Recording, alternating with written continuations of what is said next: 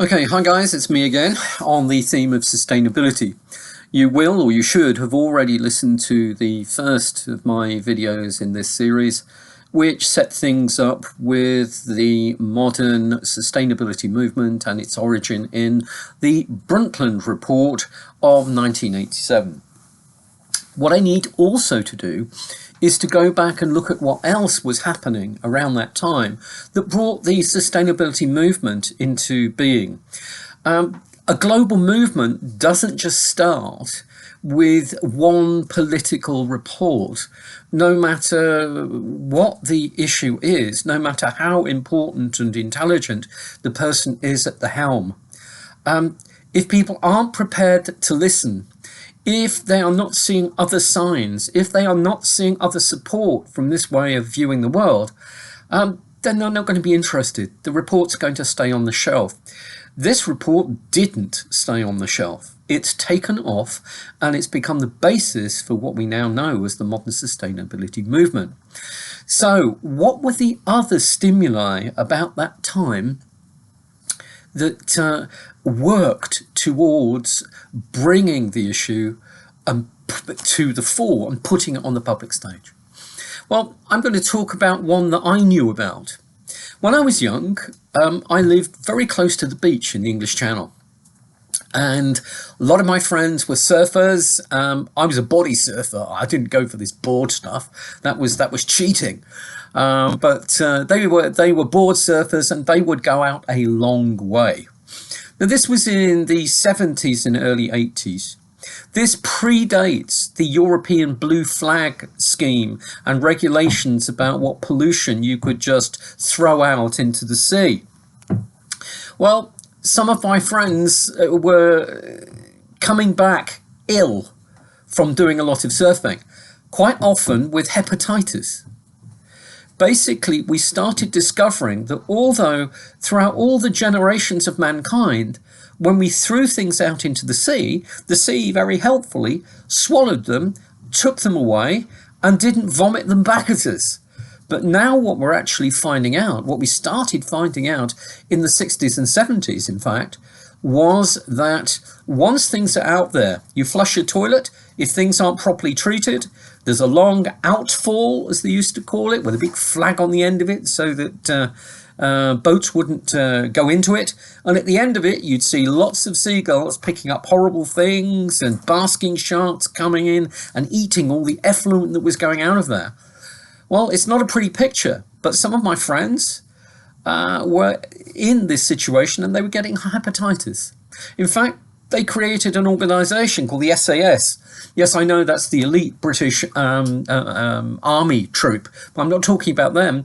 SAS, Surfers Against Sewage, to bring to people's minds that the sea was reaching a limit and it was beginning to cascade things back at us. The concentrations of viral and bacteriological things in the sea had the power to harm us, and they were now doing so.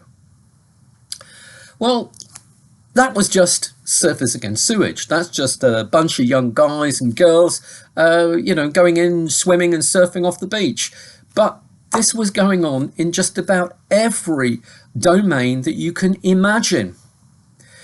The origins of what became the modern movement regarding climatology came out of measurements about CO2 levels in the atmosphere from the 1950s and work that Rachel Carson did to promote what she understood as being the dangerous impact of these things, which eventually led, for example, to Al Gore's An Inconvenient Truth Oscar-winning documentary about climate change that came out a few years ago now. It was happening in oceanography, it was happening in climatology, it was happening in the medical profession. People were realizing that more and more people, especially children, were becoming prone to asthma and respiratory diseases.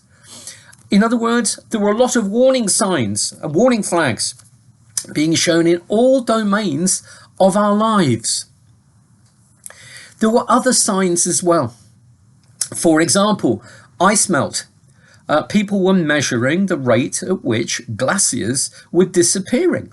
You can see some time-lapse photography over a season or over 20, 30, 50, 100 years from tourist pictures in the Alps to see just how far our glaciers have retreated.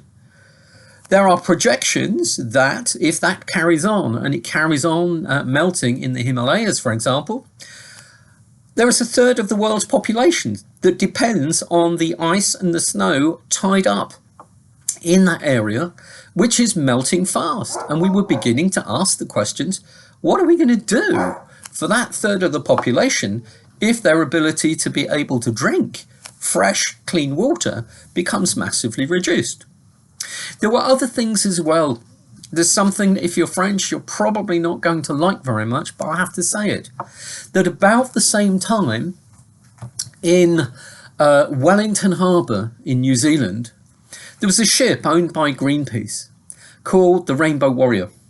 It had been going very, very close to an atoll where the French were testing its nuclear armaments. These were the days where we were testing and letting off nuclear bombs underground, in the air, on the ground, underwater, etc. And what they were doing, the ship, was going to this atoll and making sure that no one could push the red button and explode it, because no one would want to kill a whole load of people on board a ship.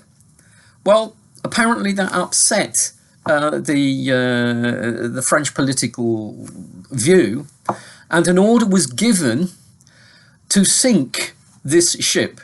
The ship was owned by Greenpeace, that were at that time just considered a bunch of marginal nutters, idiots who were just being silly about things and doing ridiculous stunts. Well, the French Secret Services, apparently frogmen, sank the boat. Unfortunately, they sank it. It was right in Wellington Harbour, New Zealand, and there was someone on board who did die as a result of these limpet mines being fixed to the hull of the ship. The frogmen got caught as a result of it. So you had a situation where there was the French state Goliath and the Greenpeace little Samson, or David and Goliath, sorry. The result of that was that all of a sudden, these people who were nutters and extremists became the underdogs. They became the people that we were looking to save us. They became the people who were defending us. And that hit the newspapers in 1986-87. Even Mrs. Thatcher accepted that environment had arrived as a political force. And in her Mansion House speech in, I think, 87, she made it the #1 item on her agenda. Up till then, you wouldn't find environment on the front page of any newspaper. It was a small little item for somewhere in the middle of the paper when no one was going to read it. She put a powerful person in charge of environment. It became a big and important political force. There were other things too. We, the consumer, we were beginning to ask questions. For example, if I take you through a piece of consumption I do here at my local supermarket called Super U, I go to Super U and I reach out to get some milk. And there are about 5 or 6 different offers there. Some are milk from Europe, we don't know where, probably imported from somewhere. We don't know the conditions of the cattle, we don't know how safe it is. We know it's been transported a long way, that's not been good, but it's probably very cheap. Then there is French milk, which could be anywhere in France, which might entail quite a lot of distance. Then there is Alsace-Lait, I live in Alsace. When I reach out for that, it's more expensive. The difference is between about 86 centimes for a general French milk, or about 120 or 130 for the Alsace one. My heart says I want to buy locally, but I do not know what the impact of me paying 130 or 140 or 150 for a bottle as opposed to 86 centimes. I don't know what the difference is. I can't see what the difference is to the farmer's life, to the life of the cows. Does that mean that they can be let out in the green in the pasture all that time, whereas other cows are kept in the dark? I just don't know. We are beginning to understand that we live at the end of a long, long chain, and we really don't know what our impact on the environment is. I'll give you another example. Years ago, I'd invited friends for a Chinese meal. It was only going to be 4 people, and I started preparing for it, and there were only 3 Chinese bowls. You know, these tiny little round ones, very delicate willow pattern in blue on them. And I thought, oh, that's a pity. I better go out and buy another one. So I went to the local end of stock shop, like Fayette here in France, where you get end of line stuff. And I went in there, and there were the bowls. And it was in England at the time. There were 12 for £1. So like a caveman hunter, I came back with my 12 for £1 and felt really proud. We had a fabulous dinner party. The food, I love English Chinese food. It's drier and sugarier and saltier than French Chinese food, which tends to be covered in sauce, and I don't like quite as much. We had an amazing meal. And then on Sunday, I was watching a TV program. And the TV program happened to involve an undercover team posing as buyers going into a prison labour camp. And they were in this prison labour camp to buy all sorts of porcelain and pottery. And you've guessed it, prison labour, political prisoners, people who wanted to say, I think differently, and were put away for re-education through labour. They were forced labour, producing these bowls that I had just bought for £1. It's almost impossible to know what your impact on the environment is according to what you consume.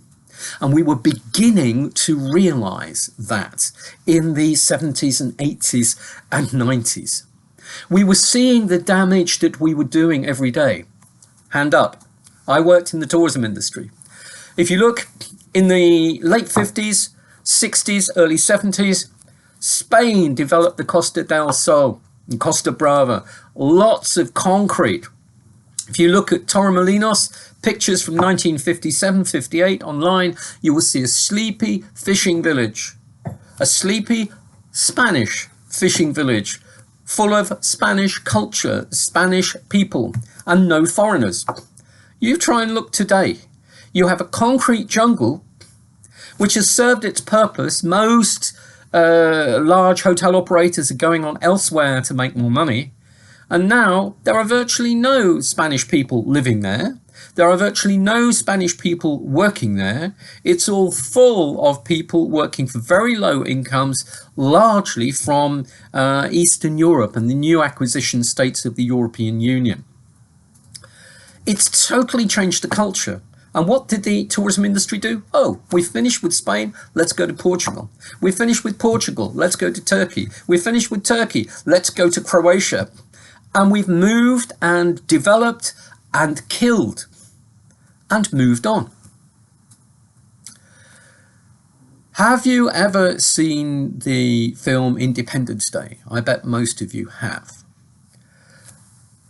The invaders, the aliens that were trying to take over Earth, were apparently a species that found a planet, hoovered it of all its resources, and moved on.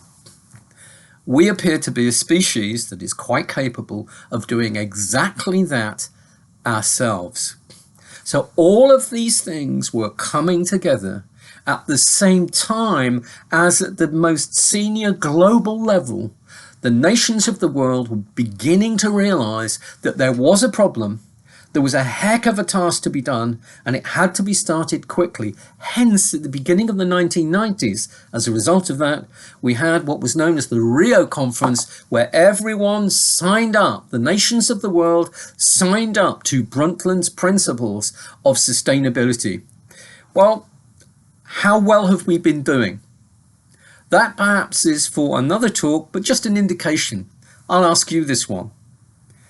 When you went through school, if this is the biggest issue, the biggest challenge facing the world, facing all of us as citizens in the world, because it affects our future and our children's future, How much time did you spend on développement durable, sustainability, and your position in it?